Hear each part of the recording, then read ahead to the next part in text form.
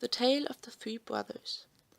There were once three brothers who were travelling along a lonely, winding road at twilight. In time, the brothers reached a river too deep to wade through and too dangerous to swim across. However, these brothers were learned in the magical arts, and so they simply waved their wands and made a bridge appear across the treacherous water. They were halfway across it when they found their path blocked by a hooded figure. And Death spoke to them. He was angry that he had been cheated out of 3 new victims, for travellers usually drowned in the river. But Death was cunning. He pretended to congratulate the 3 brothers upon their magic, and said that each had earned a prize for having been clever enough to evade him.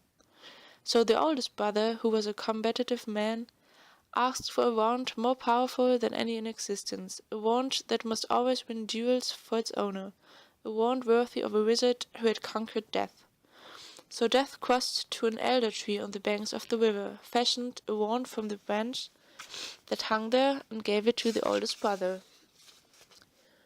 Then the second brother, who was an arrogant man, decided that he wanted to humiliate Death still further, and asked for the power to recall others from death.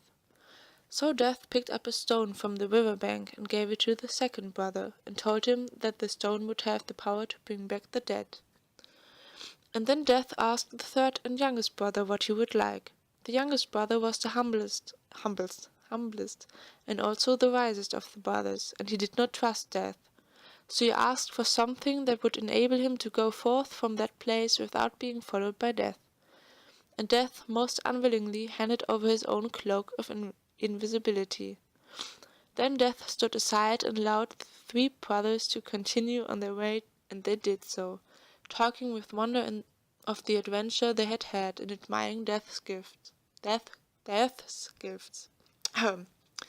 In due course the brothers separated, each for his own destination. The first brother travelled on for a week or more, and reaching a distant village he sought out a fellow wizard with whom he had a quarrel. Naturally, with the elder wand as his weapon, he could not fail to win the duel that followed.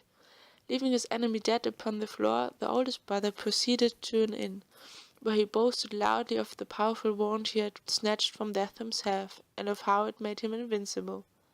That very night another wizard crept upon the oldest brother as he lay, wine-sodden upon his bed. The thief took the wand, and for good measure slit the oldest brother's throat. And so Death took the first brother for his own. Meanwhile the second brother journeyed to his own home, where he lived alone. Here he took out the stone that had the power to recall the dead, and turned it thrice in his hand. To his amazement and his delight, the figure of the girl he had once hoped to marry before her untimely death appeared at once before him. Yet she was silent and cold, separated from him as though by a veil. Though she had returned to the mortal world, she did not truly belong there and suffered. Finally, the second brother, driven mad with hopeless longing, killed himself so as truly to join her, and so Death took the second brother for his own. But though Death searched for the third brother for many years, he was never able to find him. It was only when he had attained a great age that the youngest brother finally took off the cloak of invisibility and gave it to his son, and then he greeted Death as an old friend and went with him gladly, and equals they departed this life.